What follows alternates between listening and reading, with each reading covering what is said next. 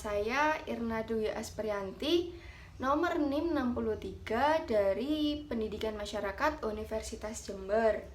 Nah, di sini saya akan menjelaskan dengan anak dengan perilaku insecure.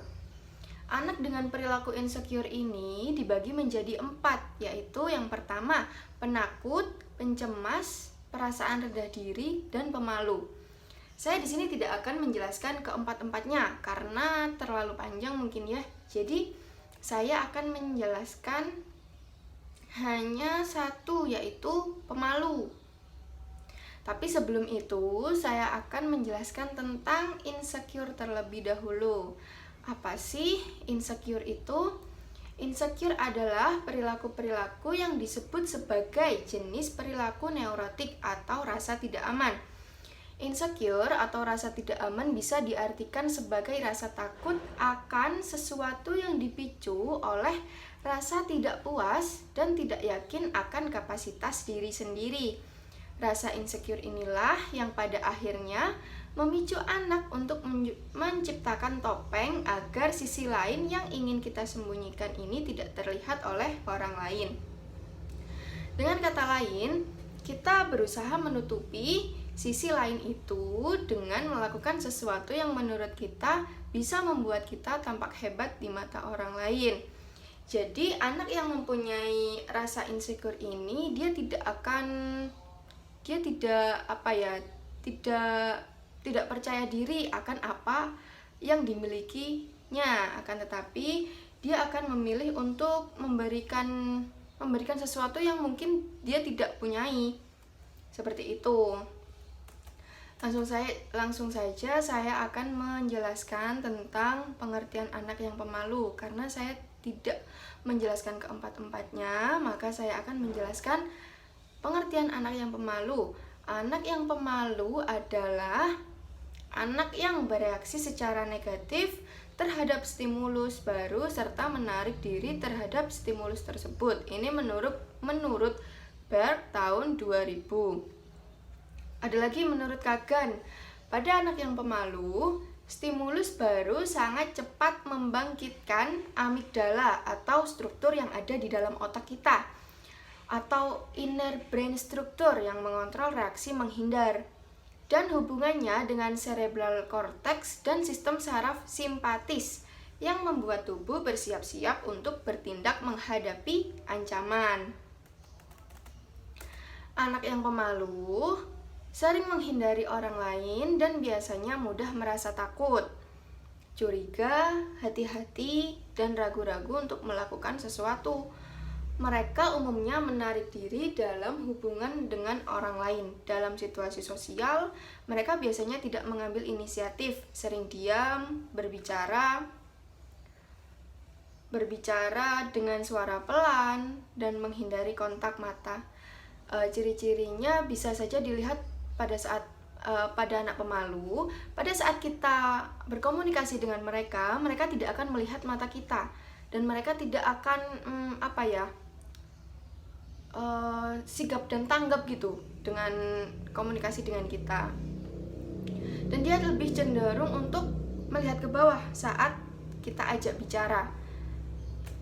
Lalu, karena anak yang pemalu jarang membuat masalah, mereka sering tidak diperhatikan, khususnya di sekolah, ataupun tidak hanya di sekolah, ataupun di lingkungan sosial, di lingkungan bertetangga. Mereka tidak akan dianggap karena mereka tidak pernah membuat masalah dan dia hanya cenderung diam. Dalam menghadapi situasi yang sulit, anak pemalu akan menarik diri dan akan meninggalkan tempat. Beberapa anak yang pemalu tampak kurang ramah dan kurang banyak bicara pada orang lain. Ada pula anak pemalu yang merasa senang dengan kegiatan soliter, misalnya menyenangi permainan atau kegiatan bermain yang dilakukan sendiri. Jadi, anak yang pemalu ini mereka lebih nyaman untuk bermain sendiri. Dia tidak akan ikut menggerombol dengan teman-temannya yang lain. Dia akan cenderung bermain sendiri dengan asik sendiri, dan mereka akan menyelesaikan permasalahannya mereka sendiri. Setelah dijelaskan tentang pengertian insecure dan pengertian dari anak yang pemalu, untuk selanjutnya saya akan menjelaskan tentang peranan orang tua dalam mengatasi anak pemalu. Saya mengambil dari jurnal penelitian oleh Fakultas Ilmu Pendidikan FKIP Muhammadiyah Pontianak oleh Cindy Trijayanti yang berjudul Peranan Orang Tua dalam Mengatasi Sifat Pemalu pada Anak. Nah, yang pertama ada orang tua tidak melarang anak bermain di rumah dan di luar rumah. Karena anak yang sedang bermain di luar rumah itu akan membangkitkan stimulus anak dan merangsang perkembangan otak, dan itu akan membuat anak lebih percaya diri dan tidak akan menimbulkan anak yang pemalu. Yang kedua ada orang tua mengajarkan anak untuk bersalaman setiap bertemu dengan orang lain. Lalu yang ketiga ada orang tua tidak membiarkan anaknya bermain sendirian.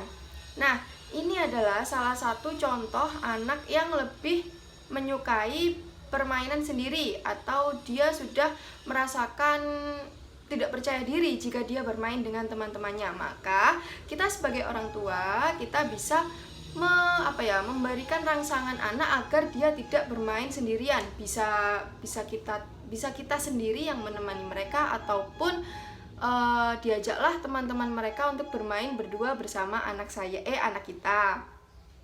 Lalu yang keempat ada orang tua menanyakan kesukaan anak dan kegiatan anak di sekolah. Jika anak kita sudah mempunyai sifat pemalu, maka kita tidak bisa menanyakan hal itu kepada mereka. Maka langkah yang dapat kita ambil adalah menanyakan hal tersebut kepada guru anak kita. Lalu yang kelima ada ketika di sekolah orang tua menanyakan kegiatan dan perkembangan anak kepada guru.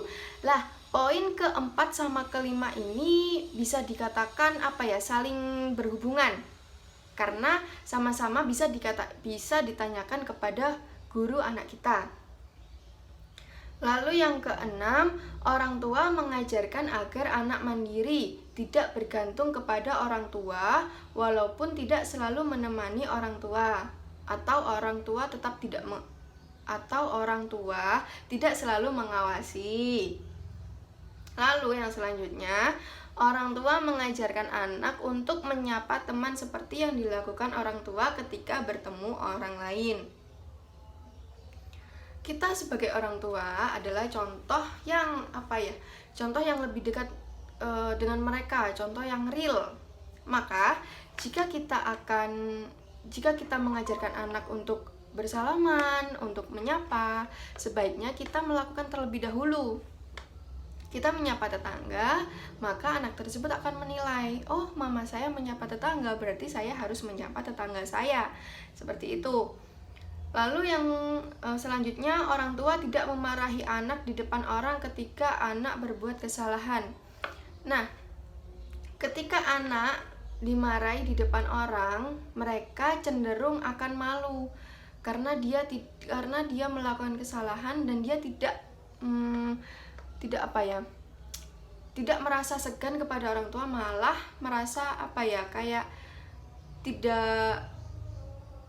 lebih marah kepada orang tua karena dia merasa malu karena telah dimarahi di depan orang, di depan banyak orang. Lebih baik kalau anak melakukan kesalahan dinasehati di dalam rumah, seperti itu.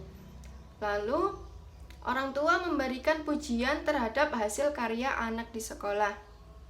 Hal ini sangat mempengaruhi perkembangan kognitif anak, karena apapun hasilnya, sekecil apapun hasil karya mereka, itu adalah tetap karya mereka.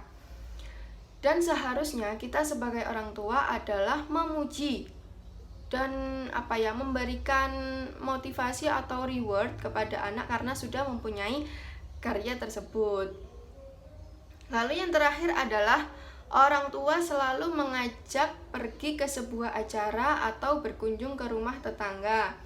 Ini bisa saja terjadi setiap hari, karena orang tua mempunyai hubungan yang serius dengan anak, mempunyai hubungan yang rekat dengan anak. Itu pun juga sama tetangga juga seperti itu. Jika contohnya kayak gini,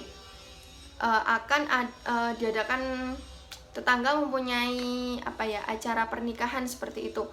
Nah, lebih baik kita sebagai orang tua adalah mengajak anak kita datang ke acara tersebut agar mereka mengetahui, oh ini adalah tetangga saya, oh ini adalah saudara saya. Nah, itu adalah solusi untuk mengurangi anak yang pemalu. Nah, sekian setelah penjelasan yang saya sampaikan tadi. Intinya adalah peran orang tua adalah yang sangat penting untuk tumbuh kembang anak, karena orang tua adalah pendidikan pertama dan utama bagi seorang anak. Sekian penjelasan dari saya, kurang lebihnya mohon maaf yang sebesar-besarnya. Wabillahi taufik wal hidayah, waridha wal inayah. Wassalamualaikum warahmatullahi wabarakatuh.